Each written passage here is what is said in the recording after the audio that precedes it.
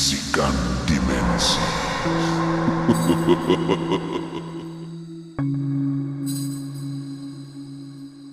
Bau obat-obatan, cecair antiseptik, dan hanyir darah seakan sudah sebati dengan kulit Lina.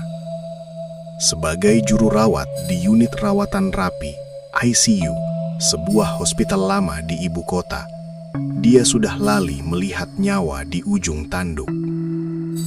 Namun, shift malam kali ini terasa berbeda. Suasana ward terasa luar biasa berat.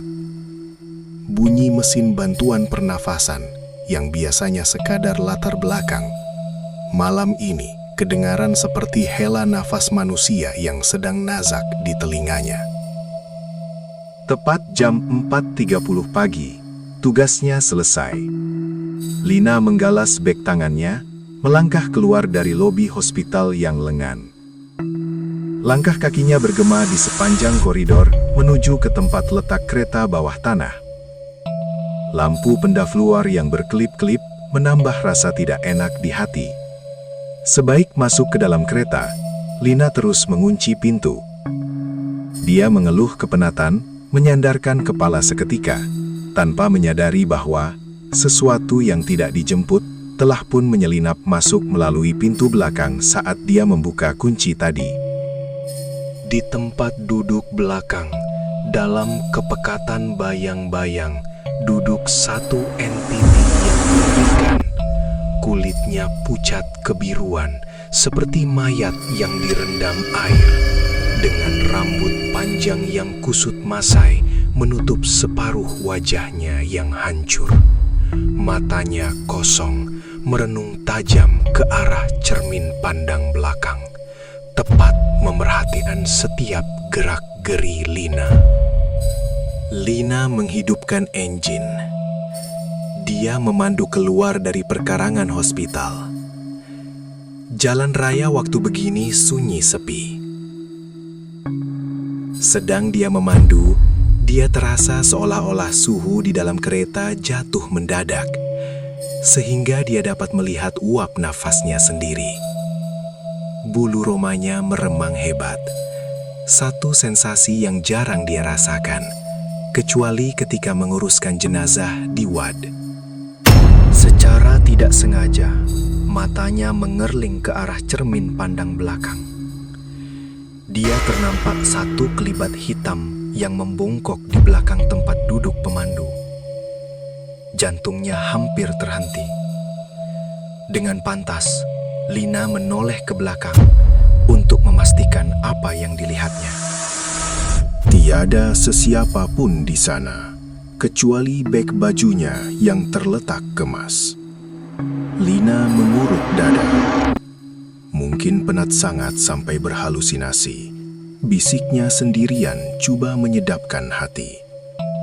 Dia memacu keretanya lebih laju, mahu segera sampai ke apartemennya yang terletak kira-kira 20 menit dari situ. Sepanjang perjalanan, dia tidak berani lagi memandang ke belakang, walaupun dia dapat merasakan ada sepasang mata yang memerhati setiap inci lehernya. Lina tiba di blok apartemennya. Keadaan sunyi sepi. Hanya kedengaran bunyi cengkrik dari semak berhampiran. Dia melangkah keluar dari lift dan berjalan menuju ke unitnya di tingkat paling hujung. Lorong apartemen itu gelap, hanya diterangi lampu yang malap. Saat dia memasukkan kunci ke lubang pintu, satu fenomena pelik berlaku. Sebaik saja pintu terbuka sedikit, satu rempuhan angin sejuk yang sangat kuat menerpa dari luar masuk ke dalam rumahnya yang tertutup rapat. Ia bukan angin biasa. Ia berbau busuk, seperti bau daging yang mereput.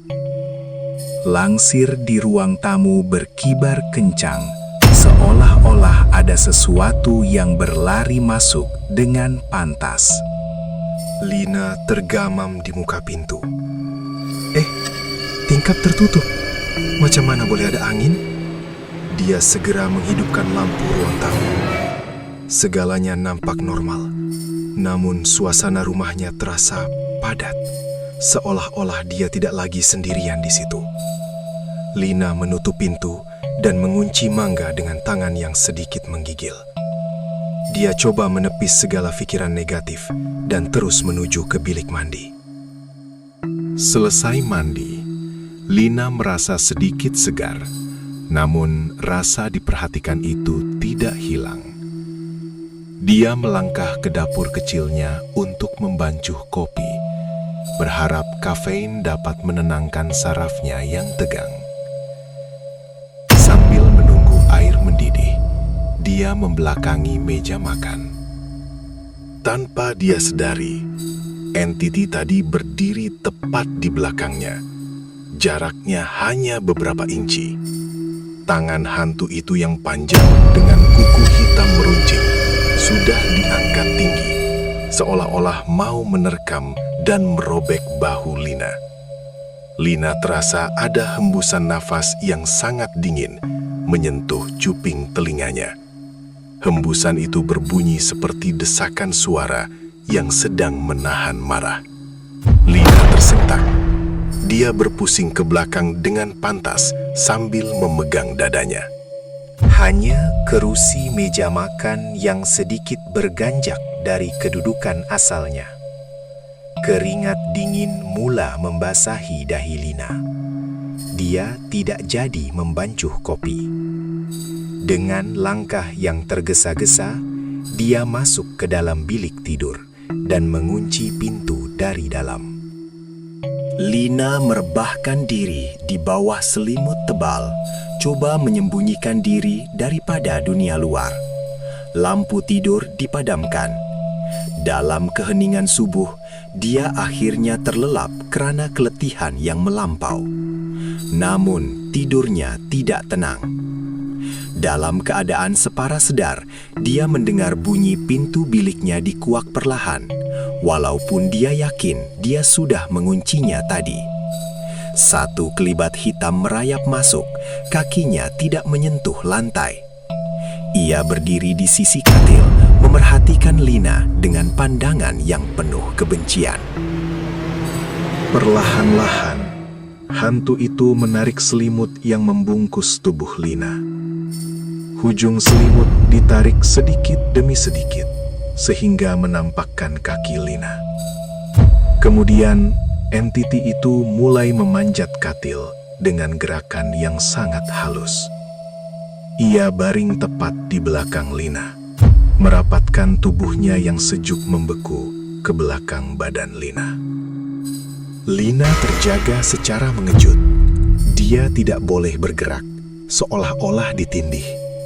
Dia dapat merasakan berat tubuh sesuatu di atas tilamnya. Helaan nafas yang busuk itu kembali lagi, kali ini tepat di belakang lehernya, menyebabkan bulu romanya berdiri tegak. Dia dapat merasakan tangan yang kurus kering mula melingkar di pinggangnya. Dengan saki-baki keberanian yang ada, Lina memaksa tubuhnya berpusing untuk melihat siapa yang ada di belakangnya. Hanya tilam yang masih nampak tenggelam di tempat ia baring tadi. Lina terduduk, nafasnya tercabut-cabut. Dia memandang sekeliling bilik yang gelap itu dengan mata yang terbeliak. Saat dia coba mencapai swiss lampu di dinding, dia terdengar satu bunyi cakaran dari bawah katilnya. Krak, krak, krak. Kemudian, satu suara garau yang pecah berbisik dari bawah lantai, tepat di bawah tempat dia duduk. Jangan cari aku kat belakang. Aku dah ada kat bawah katil kau.